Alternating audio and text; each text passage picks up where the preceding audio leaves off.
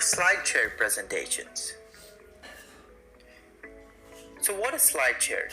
Slideshare is a slide hosting service acquired by LinkedIn in 2012.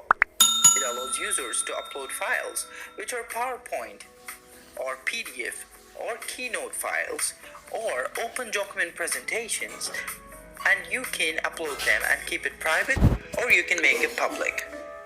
So these slide decks can then be viewed on the site itself, or they can be embedded on your website or any other sites. So how do you make videos using Slideshare presentations? So if you have to go through the tiresome process of making Slideshare presentation yourselves, it's going to take a lot of time. So what you can instead do is you can express your opinion for any Slideshare presentation that is on Slideshare. You can use a popular screen recording software like Camtasia Studio or ScreenFlow.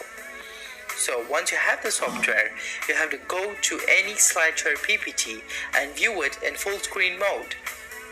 Then you can record your opinion as you glance through the slides. If you're shy to appear in the camera screen, it's okay, you don't have to.